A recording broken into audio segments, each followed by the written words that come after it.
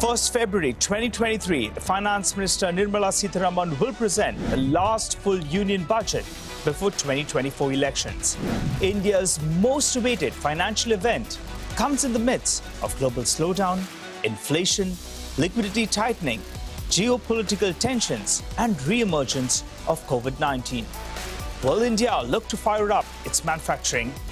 Will India build a moat against global uncertainties? What will the budget have for the middle class? Watch the complete coverage of Budget 2023.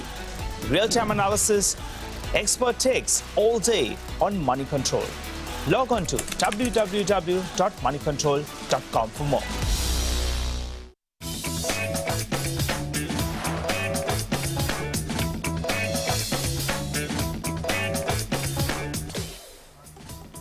Hello and welcome to this Moneycontrol live stream. You're watching Morning Trade with me, Nandita Khemka. Well, over the next 30 minutes, we'll be talking about the trade setup, some actionable trading strategies to get through the day, as well as your queries that we'll be getting our experts to address. So keep commenting on our live feed and we will have them addressed by our experts. But before we do that, let's take a look at what the global handover is looking like this morning. Well, tech-heavy Nasdaq leads the rally on Wall Street overnight. Tesla and Apple shares rally on hopes of better business prospects as China reopens. Anticipation of a slower pace of rate hikes by the Fed also lifts sentiment. Meanwhile, Nikkei rallies over 1% in early trade. The SGX Nifty signals an open above 18,200. Among key earnings today is automaker Maruti, Suzuki and TVS Motors will be reporting third quarter numbers. Favorable product mix coupled with price hikes to drive strong revenue growth for Maruti, and margins may also see an improvement. Axis Bank posts a record growth in net interest income. Net interest margin hits 30-quarter highs, but slippages remain elevated. We take a look at the lender's Q3 report card. Also in focus today are Concor and Sterlite Technologies. Well, let's first get on board our technical analyst for today, Himen Kapadia from KR Choksi Securities joins us now. Good morning, Himen. Good to have you on the show. Well, 18,100 on the charts, and that too after we took out 17,800 on the downside a couple of weeks ago. We are back above that 18,100 mark. In fact, the SGX Nifty is also hinting at a start above that 18,200 mark. So as we edge nearer to the budget, we are looking at levels of 18,200. Do you think these levels we will sustain into next week as well? A very good morning to you, Nandita. Thank you for having me on the show. Well, we've been range bound for 4 or 5 weeks, and frankly speaking, yes, US is up, Asia is up, our markets look like opening positive. But I believe there's going to be a slight gap to the upside. If you look at the 18,100 options, Nandita, for the, the Wednesday series, which ends tomorrow. So you have an call OI of around 1.25 and you have a put OI of approximately the same figure around 1.23, 1.27. So frankly speaking, if you just take the premium and add it, so you get a range of probably 18.3 on the upside and 17.9 on the downside. Okay, 17.9 is not on the picture right now. So the way I see it, unless there is a drastical reduction in the call options, of 18,100, I believe that till Wednesday, this is one day now, till tomorrow, I don't think 18,300 will be taken out decisively.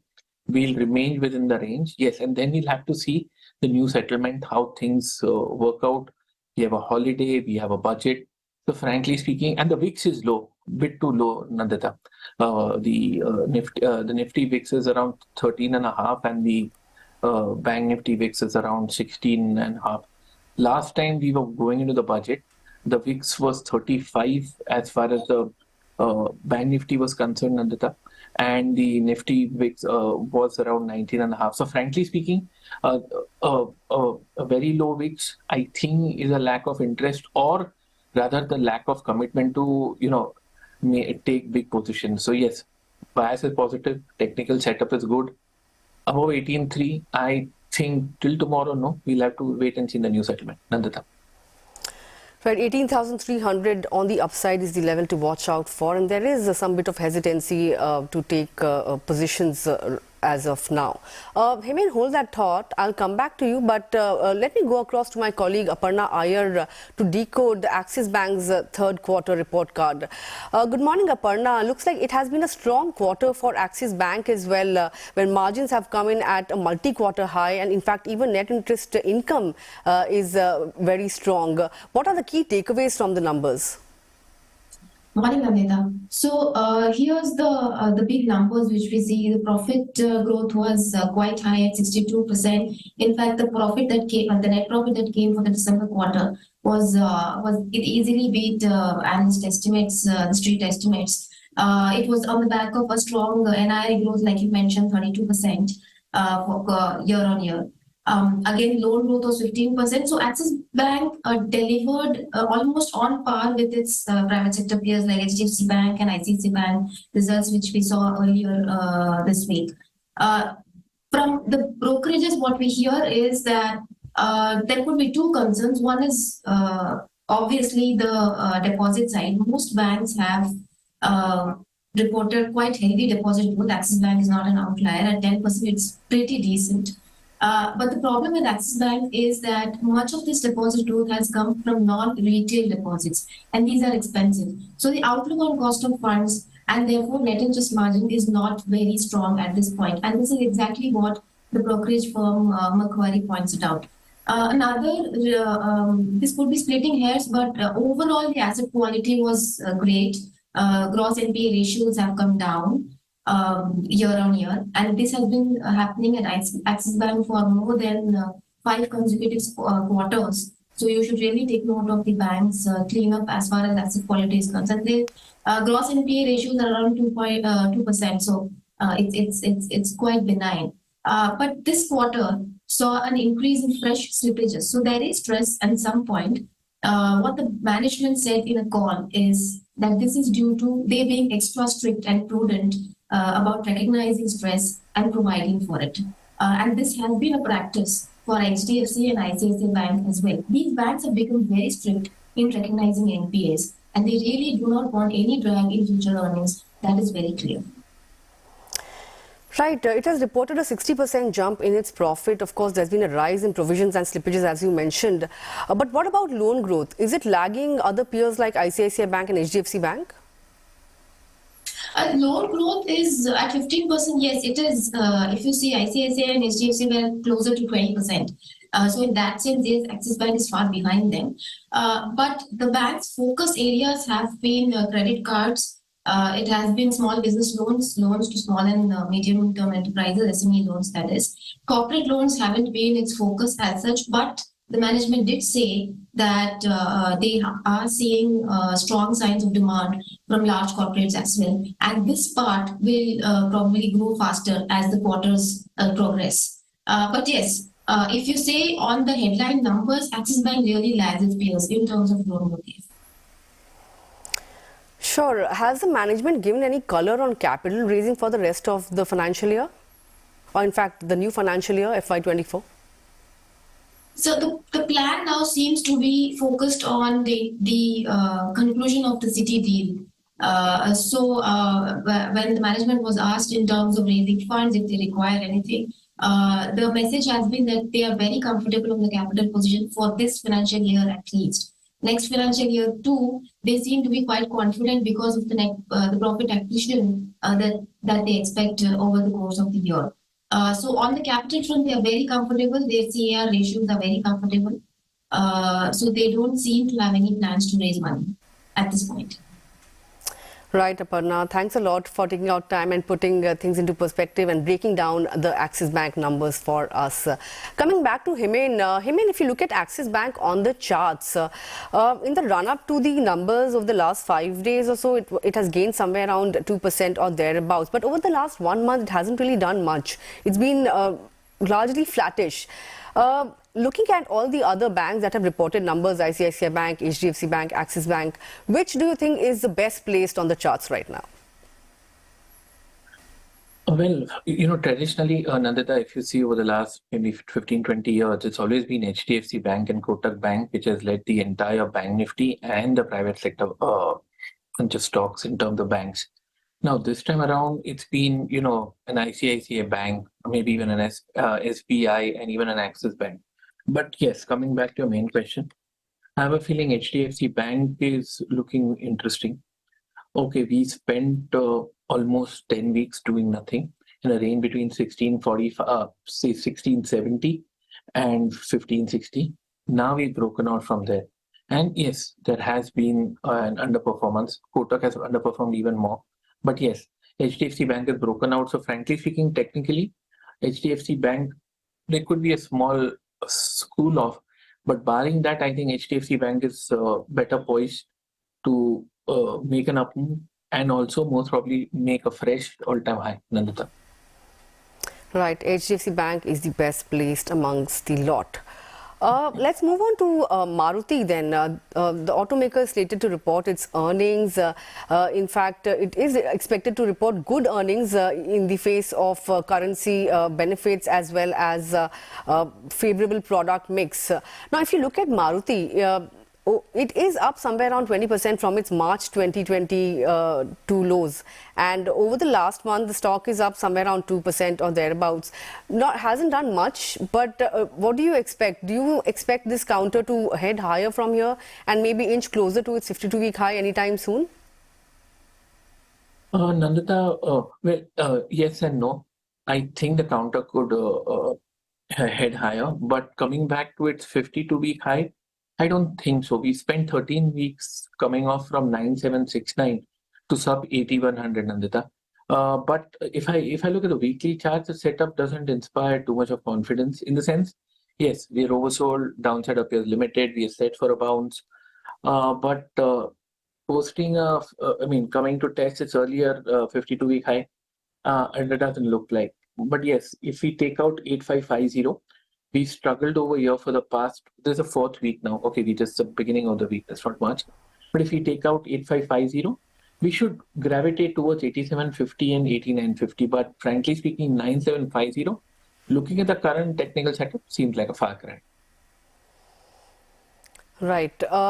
Let's talk about our next stock for today. I want to bring your attention to Nykaa. The company has appointed Ganesh as its CFO. Now, if you look at the stock, it is down somewhere around 20% this year, so far this year itself. Over the last 6 months, as you know, it has halved from levels of 1,000. It has come down to 125 or thereabouts. A lot of brokerages have advised actually lapping up shares at this level as, valuations have become fair or attractive, if you may call it so. What are your own thoughts on this one? Do you think now is the time to pick up Nykaa?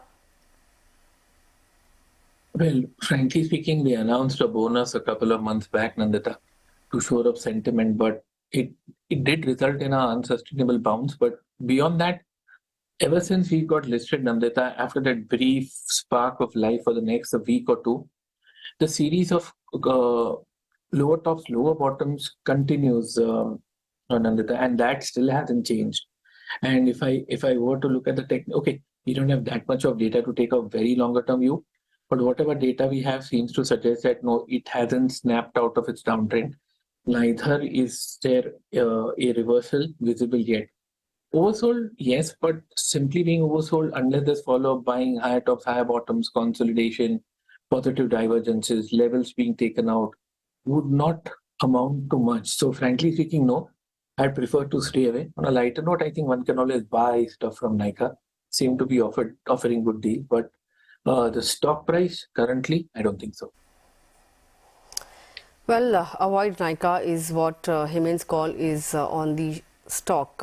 Next one I want to talk about is Container Corp. It reported its numbers, healthy margins and revenue growth, but a pretty muted growth in its profit. Looking at the shares, it's down somewhere around 4% over the last 1 month. In the last 5 or 6 days, hasn't really done much, just about 1% higher. What is the chart saying on Container Corp? Do you think it is poised for more upside after earnings? Well, excuse me, 12 weeks of a downside, Nandita. We've walked into an intermediate correction. And currently, I think it's fair to say that it's oversold. It's taking support on the 55-week exponential moving average. There is decent support at 690. Firstly, 690 needs to hold. After that, when it takes out 716, we'd be looking first at a higher top, higher bottom. Secondly, some technical green shoots. So nothing very, frankly speaking, positive on the weekly chart. The intermediate correction has not yet ended. The short term seems to suggest an oversold and a limited downside. Right, limited downside from here on. Let's also talk about Sterlite Technologies. The company is going to consider raising funds on the 27th of January, and it may raise funds via rights issue. If you look at the stock, it is up somewhere around 12 to 13% over the last 1 month or so. And if you look at some of these mid-cap IT companies as well, I mean, we have seen quite a bit of uptick coming in after earnings. Talking about Sterlite Technologies in particular, do you expect this counter to continue its uptrend going forward? We'll come to some other stocks in a bit, but let's talk about Sterlite Tech first. Another very valid point. We spent 22 weeks over here. 22 weeks consolidating between 155 on the downside and 193 on the upside. The last time that we had closed above 193 on the weekly chart was the weekend at 29th April. Of last year. So we've been here since a long time. The technical setup is positive, but I'd like to reiterate, we need a weekly closing above 193 because we've seen multiple attempts at taking out that level. I mean, the breakout hasn't happened. Yes, the setup doesn't look bad, but after 22 weeks, I'd actually wait for the breakout to come in. But once again, setup doesn't look bad, but we need a weekly close above 193 for it to go. Sure. I also want to get in your thoughts on shares like Coforge and Persistent Systems. They've seen quite a bit of an uptick after reporting a steady set of earnings for the third quarter. How are you reading these two on the charts? Frankly speaking, Nandita, the Nasdaq was at crucial levels 1.5 weeks ago. I think the danger has passed. We're set for a bounce back. The bounce back is already underway. Now that has given a second wind to our IT stock. Coforge that you mentioned, Nandita. Higher tops, higher bottoms, looks positive. One of the better looking mid-cap stocks because some of the other stocks, mid-cap stocks haven't done that well, but Coforge has. And yes, we've had a run-up. So I'm not sure if it quantifies as a fresh buy, but you have a position, please hold. Because the stock, I believe, has posted a fresh 6-month high. So outstanding performance still looks good. Further upside seems like a cinch. Sure. Let's now move on to some of the viewer queries that are trickling in this morning, and there are quite a few. So let's start with the first one on Happiest Minds. Ganesh has written in and he wants to know whether this is the right time to accumulate Happiest Minds and average it for a target of 1,000 rupees or so. Now, if you look at this stock, it has been in a steady downtrend over the last 6 months or so. It has lost somewhere around 15%. In the last 1 month, it has lost somewhere around 6%. So do you think now is the time to accumulate this particular stock, and maybe it is poised for upside from here on? I'd prefer to wait a bit, Nandita. I mean, we have data over the last couple of years. There's not too much data. But if I were to look at the monthly chart, all the mechanical indicators that I follow are in sell mode. If I look at the weekly chart, same story. All oscillators that I follow are in sell mode. If I look at the daily chart, same story. So we are in a sell mode on the mechanical indicator, at least the major one which I use on daily, weekly, monthly. So frankly speaking, we are in a downtrend on all counts. So I don't think one should bottom fish, but yes, if the fundamental appeals to the investor, I think 785 is the first level when he can start nibbling. Once again, I don't suggest you go the whole hog. And once again, there aren't any technical reversal signs yet. 785, 720. These are a couple of technical support levels where one can sort of, buy in bits and pieces because there is no signs of reversal yet, Nandita. Well, no signs of reversal yet on Happiest Minds. That's the view from him in. The next one is coming in on LTI Mindtree. Pooja has written in and she says that she bought 20 shares at 4,175 yesterday. In fact, she wants to know whether she should book profits or she should hold on for further gains. If you look at the stock, it gained somewhere around 2% yesterday. What do you suggest she does? Should she book profits, or should she wait for more upside and then look at exiting the counter? A huge volume spike. The technical setup on the short-term charts has clearly turned positive. I would suggest that there is a congestion area specifically at this particular level of around 4470. We've closed at 4368. Firstly, yes, there's upside. Technically, we've given an upward bar reversal. Stock looks like moving up. But yes, 4470 is going to be major resistance. So two things. Either she can hold on and wait to see if it takes out 4470, or to play it safe, sell half at 4470 and sit back and watch what happens. And if it manages to overcome and close about it, wait for the other half, because then she'll make even more money. But as of now, I believe there is a technical turnaround, but 4470 needs to be taken out. Well, 4470 needs to be taken out, and then you can wait and see what happens next. Let's also take up our query on Canara Bank. Yogesh Kumar has written in. He wants to know whether this is the right time to enter the stock. Remember, this this bank rather, reported its earnings for the third quarter, and it was a pretty good set of numbers, if I'm not mistaken, and in the last 1 month it has gained somewhere around 6% or thereabouts. Would you advise someone to buy into the counter at this juncture? We're on the cusp of entering in intermediate correction, Nandita, if we haven't already. Okay, if I look at the long-term charts, the setup is fine. We moved up from 80 to 340. That's huge. It's been a PSU bank, years of underperformance, but it's now taken its rightful place in the sun. Looks good, but yes. So the weekly chart seemed to indicate consolidation, technically read as time price correction. So that's what we are undergoing. So if he's going to invest, I suggest wait a bit. You can look for levels around 303 and 290. Yes, it's one of the better looking PSU banks, a lot of relative strength. But I believe there is a little bit of time left for the consolidation to finish. In the meantime, if it closes about 340, that means it's had a curtail correction and we're breaking. Right, so that's the call on Canara Bank. It is one of the better placed PSU banks to look at. The next one is coming in from Basavaraj, and he wants to know your views on HDFC AMC. He's a long-term investor. This stock, HDFC AMC, it has been in a downtrend over the last 1 month or so. It is somewhere around 500 odd rupees away from its 52-week high.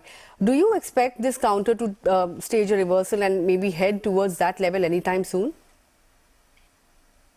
No, it's going to take time, Nandita. Frankly speaking, there were distinct positives on the longer term charts. Once again, a little bit of paucity of data. We have 2.5 years, probably not enough for a longer term view.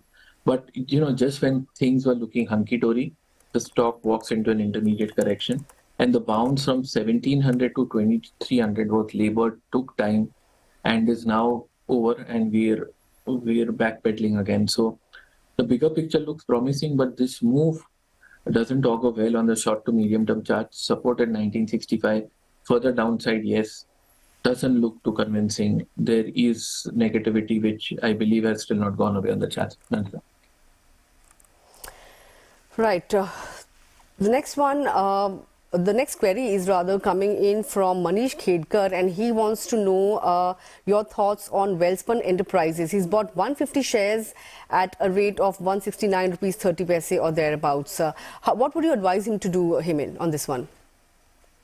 Well, the stock looks good, Nandita. Higher tops, higher bottoms. If I look at the medium and long-term charts, stock looks in fine fettle. Yes, we walked into a correction, but that's fine. Beautiful run-up from sub 75 to 175. And now, for the last 4 or 5 weeks, we've taken a breather of sorts. So outlook is positive, support at 144. I believe there is still space for an upside. We've been range on between 145, 175. We take out 175. We are going past 200. So looks good to take some time. Right. The setup looks good on Welspun Enterprises. The next query is coming in on HPCL. Raja Pasala has written in and he wants to know your view on the counters.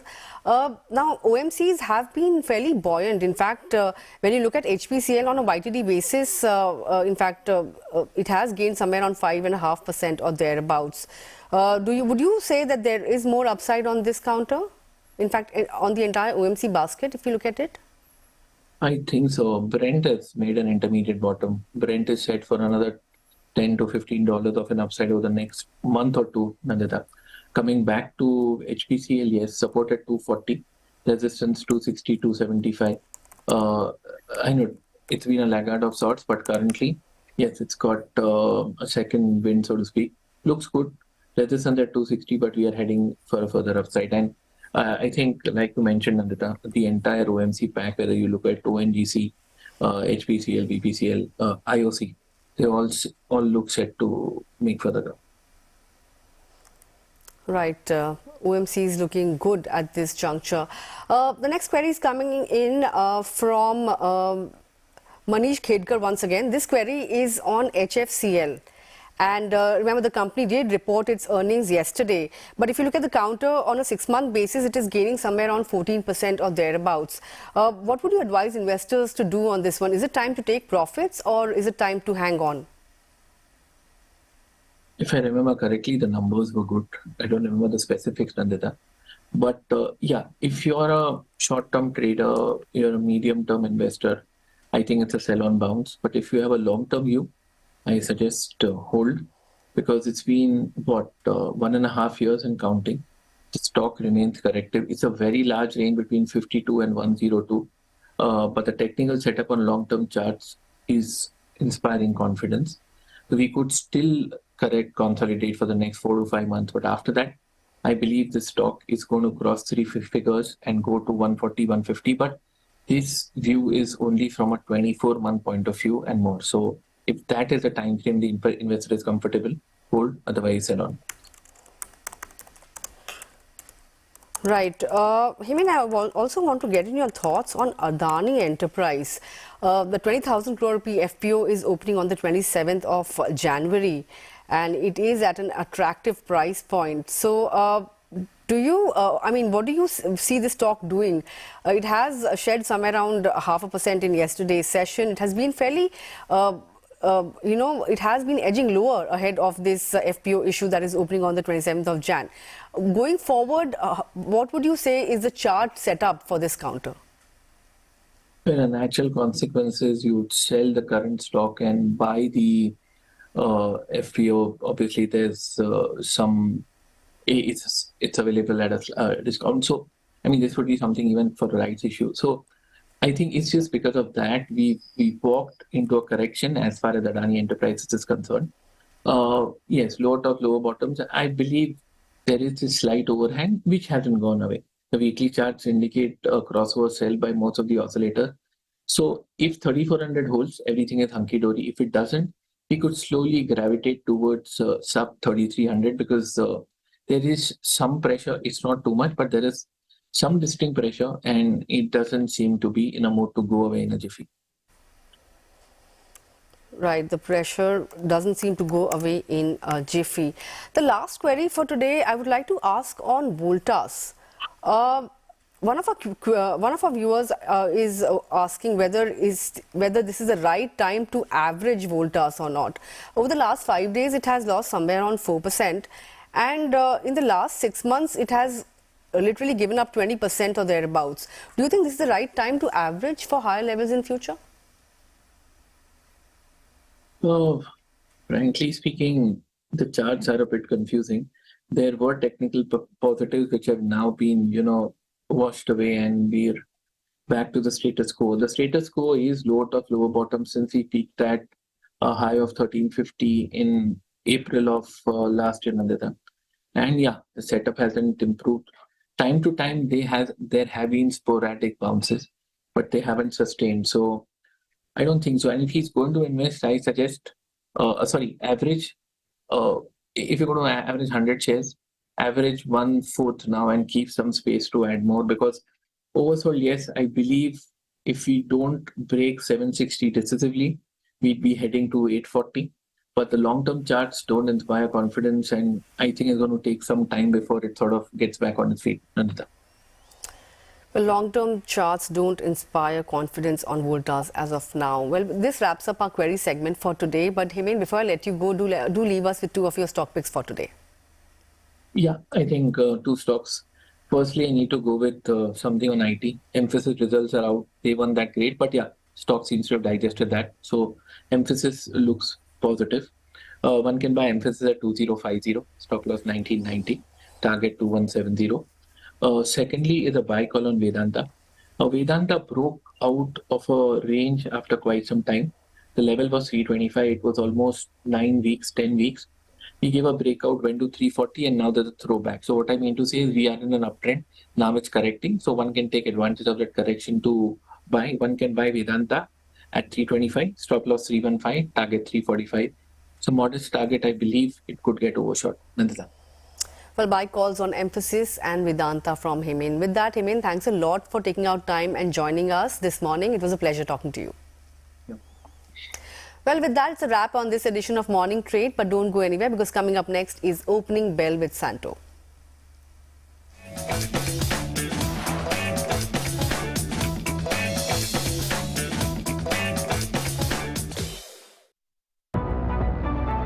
February 2023, the Finance Minister Nirmala Sitharaman will present the last full union budget before 2024 elections. India's most awaited financial event comes in the midst of global slowdown, inflation, liquidity tightening, geopolitical tensions, and re-emergence of COVID-19. Will India look to fire up its manufacturing? Will India build a moat against global uncertainties? What will the budget have for the middle class? Watch the complete coverage of Budget 2023. Real-time analysis, expert takes all day on Moneycontrol. Log on to www.moneycontrol.com for more.